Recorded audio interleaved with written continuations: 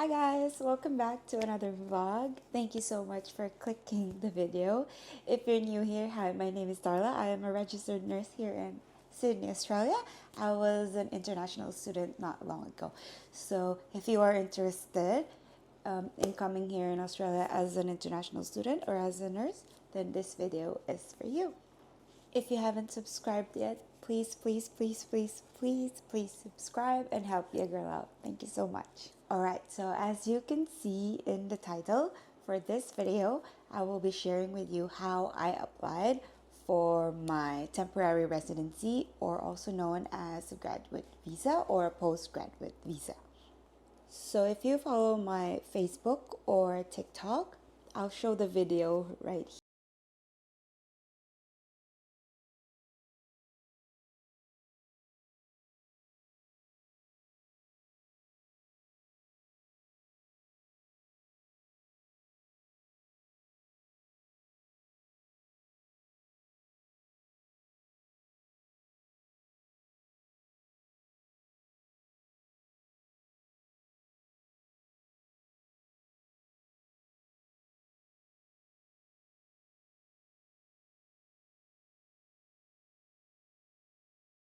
I'm on my postgraduate visa or temporary residency. I was granted 5 years of graduate visa or temporary residency here in Sydney, Australia. Thank you so much, Lord. I know most people would immediately look for an agent, and that's okay. There is no problem with that. But in my case, we didn't have enough money to be able to pay for an agent, or we could have gotten the money somewhere, we could have earned the money, but I didn't think it was practical to pay thousands of dollars for an agent just for a graduate visa, because I think for me the graduate visa is pretty much straightforward. You just submit all the documents that is necessary, and that is it. Unlike permanent residency, that is more complex, and that is wherein I will definitely seek help from an agent. But for graduate visa, I was pretty much confident that I could do it on my own. So, disclaimer, I am not an agent. I don't know anything about different types of visas. I am just going to share with you my experience and what I did. So I will try to be as organized as much as I can in explaining what I did to be able to achieve this visa, okay? So first, you would need to log into your Immi account, which I assume you already have, because one of the requirements to be granted a graduate visa is you have to be an international student at the time that you will apply for the graduate visa, okay? So these two were my previous international student visas, and this is the temporary work or temporary resident visa. So we'll click on that so that I can show you. But before I start, guys, the number one most important tip or advice that I will give you when you are applying for a graduate visa, whether with or without an agent, the number one tip would be is never ever underestimate the power of supporting documents. Okay, don't be stingy in uploading those documents, okay? Because these documents are the only thing that will fight for you to be able to get this visa. There is no interview, there is no physical communication with whoever whatsoever. Okay, so upload those documents. Don't be shy, don't be stingy if you're not sure if it's necessary or not. As long as you're sure that it's not going to damage your application, just go and upload it. It's included in the payment. There's no extra cost if you upload more documents. Nope. So just submit those documents, okay? So when I open this temporary work visa, the type of graduate visa that I applied for is the 476, no, the 485 visa. Temporary graduate 485 visa. That's what I applied for. So we'll view the application first, okay? So for the application, as you can see here, I applied for my 485 graduate visa. the 485 visa has two streams: the graduate visa as it is, and the postgraduate visa. For you to be able to know which stream you belong to, what I did was, when I created the account, it would ask for your course and like the course code, and then it would automatically show up which stream you belong to. Okay, so I belonged in the postgraduate visa stream. So first off, you just need to fill out the application online. If you can't finish it, that's fine. If you can't finish it in one sitting, that is fine, because it allows you to just save the progress and then come back to it. I think it took me a total of 2 weeks to be able to finally submit my application. So first off, just your passport details, your name, place of birth, relationship status, your citizenship, valid IDs such as driver's license, photo ID. So since I had a dependent, which is my husband, but when the time we submitted our application, we weren't married yet. We were just boyfriend and girlfriend. So I put him in as a dependent back in my student visa already. No, I did not put him as a dependent in my previous visas, but I have declared him as my partner already. So if you are applying your grad visa with your partner, of course, you would need your partner's passport details as well, their birth details. There would be a part wherein they would ask non-accompanying members of the family unit, and then I just ticked yes, and then I put in my dad, my mom, my siblings. I wanted to put my grandma, but it wasn't in the options anywhere. And then I was asked for my address, my phone number, my email address. The application form is very straightforward. It's very easy. There's nothing difficult about it. You can definitely do it on your own. They're going to ask about your health insurance details. So even before applying, even before submitting my application, my partner and I already got a health insurance. So we got the overseas health, so we got the overseas health workers health insurance, which is like the OVHC. It could be single, it could be for a couple, but since I'm married, or I have a partner, we got the couple one. You can get the single one if you're single. So I bought our insurance March 3, but I submitted our application March 5. So I don't know if you have to have it before submitting, but that's what I did just to make sure. I bought the insurance already before submitting. And then the date that I put is like 4 years from now. Even though you're just paying monthly, you don't need to pay for the whole 4 years. You're just paying monthly. I put in the date 4 years from the date that I bought the insurance. That's what I put in the application form, hoping that I would be granted 4 years. That was really the plan. I put in 4 years in the insurance because I was really hoping to be granted 4 years. But I was blessed enough to be granted 5 years. So thank you so much, Lord. The insurance is ongoing anyways. When you buy the insurance, you don't need to put an end date. It's ongoing. It's just the application form that will ask you until when is your insurance. Okay, so you can put any date in that you want. And then it will ask for your Australian qualifications. This is wherein I put my course, which is, you can see, I'll show you. There. See? So I took a master's degree, a master's by coursework degree. There is also a master's by research, I think. This was my course code. This is the full name of my course. This is my uni, and this was my campus. So it will also ask, okay? And then it will also ask for your course commencement date and course completion date. Okay, so after that, it will ask for your English test course. It could be IELTS, it could be PTE. But in my case, I took the PTE.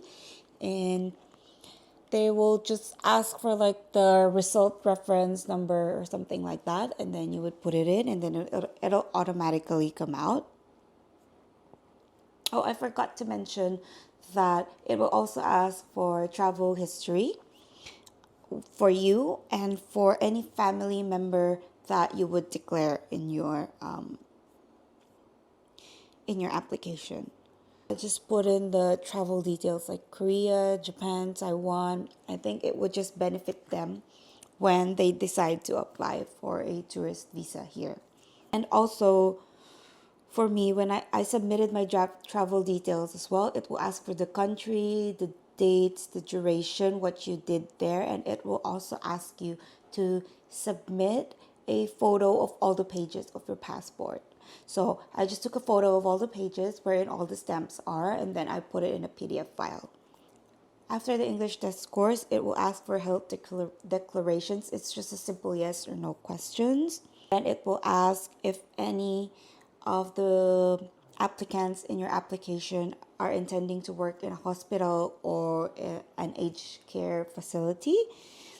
And that's where I said yes, because I already secured a full-time job as a registered nurse in one of the hospitals here. So I just put in the details there, and then I attached in the part wherein you will attach documents, I attached my employment offer of employment letter.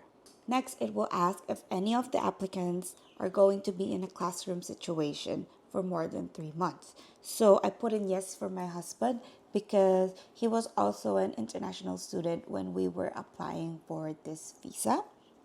So I just put in yes, and then I put in his course and his school. And then after that, it's just character declarations wherein you will just have to say no to everything unless you have a criminal record.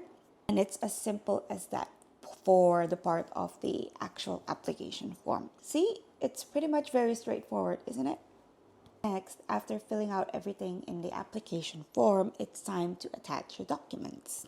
So I'll just show you the attachment part. You can submit a maximum of 60 documents. So as you can see, for each applicant, you can submit 60 documents each, right? So I went full on. I submitted 58 attachments for me and then 32 attachments for my husband. So let's start with mine because I'm the primary applicant. Let's start with mine. So with mine, the first part would be evidence of residence or your address. So as you can see, the documents that I uploaded was our lease agreement or our rental statement, utility bills, which had my name on it, my husband's name on it, and our address, and then the proof of age card or the photo ID wherein you can get from NSW service. It's like a valid ID with your full name, your date of birth, your photo, and your address. I think it costs about $50 and it's valid for 5 years, so it's worth getting. It's very easy. To get that, you just need to show them your passport, a secondary valid ID. I think I used my driver's license, my international driver's license, and then for my third supporting identification, I used my bank statement. In my bank statement, there's my full name and my address as well. So after the evidence of residence, I uploaded evidence of Australian qualification there. So first, I put in my AFRA RN registration because I'm a registered nurse. So just to justify that. And then my employment offer letter because I already secured a job from a hospital here. So just to prove that, I showed them my offer letter, and then my academic transcript from my uni, and letter or statement from the education institution, which is like the certificate of completion from your uni. Next is the evidence of health insurance. It's very easy. As soon as you purchase your health insurance, they're gonna send you an email that has like a welcome pack that will say you're a member already and will have your membership number. So it's easy. You just need to attach that file here. This character history, evidence of character history here in Australia. Okay, so there's two because the first one that I submitted was the receipt. from the police clearance receipt from AFP, because I think it took a couple of days before I got the result. So I uploaded the receipt first, and then even though I have submitted the application and paid for it already, you can still submit documents. So after submitting the application and paying for it, after a couple of days, I got my police clearance. So I just uploaded it as well. So that's why there is two there, but you only need one police clearance, okay? And then for the other documents, I put in my, of course, after submitting the application, you will receive like a reference number of some sort that will allow you to book for your medical exam. So I just put in the receipt of the medical exam. I don't remember how much it costs. I think it's like $300 or $400. I'm not sure. I don't remember anymore. But when I booked, I just put in the confirmation booking. I attached it there, just a screenshot, and then my invoice as well, just to prove that I have booked. And then because when you're a nurse, you're going to be asked for a lot of serologies just to prove your vaccinations. So I just put in my Hep B serology result as well, and my IHI or immunization history as well. For the travel document part, you just need to upload your passport. And then for the evidence of travel history, there it is. It says entry and exit stamped pages of your current passport. So that's what I was talking about earlier. I just took a photo of all the pages of my passport that had stamped from my previous travels, and then I put it into a PDF file and I just uploaded it here. Easy. Evidence of English or language ability. There you go. Pearson Test English Academic or PTE academic result. I just uploaded my result here. Is evidence of intention to obtain character assessment. So here I just put in my police clearance, Form 1221 and Form 80. You can get it from the Immi website. So I just filled that out. It's practically the same thing as the actual application form that you would fill out online. It's practically the same thing. So I just filled that out. I printed it. I filled out, and then I scanned it, put it in a PDF file again, and then I uploaded it. Easy as that. Evidence of citizenship in your country, which Philippines would be mine. It's the same thing again, passport and then birth certificate. For the evidence of study, I just put in. So for the evidence of study, I have studied a lot. So I studied culinary and pastry arts in the Philippines. So my transcript and certification of completion and diploma from that I uploaded. And then after that, I took my bachelor's in the Philippines as well. So same thing, I uploaded my transcript, certificate of completion, and diploma. I uploaded it as well. And then I studied my Master of Business Administration here. Same thing, I uploaded my transcript, certificate of completion, and my diploma again. And then I studied my Master of Nursing Practice. Same thing, I uploaded my transcript, certificate of completion, and diploma. But on top of that, I uploaded again my AFRA or nursing registration, just to be sure. I told you, never ever ever underestimate the power of supporting documents. Okay, go all in on this part. Oh, and also I submitted my certificate of enrollment and my student IDs. And then next is evidence of birth or age. This part, I just put in my driver's license, my passport, my proof of age card, and then my birth certificate. So the next one is kind of similar. It's evidence of identity. So it's the same thing. I uploaded my driver's license, passport, proof of age card, birth certificate, and my student IDs as well. So those are all the documents that I uploaded prior to submitting the application. After submitting the application, my husband and I got married. So I just uploaded additional documents. So it was a proof that we were living together, our tenancy receipts and lease agreements from like since 4 years ago. I uploaded all of those.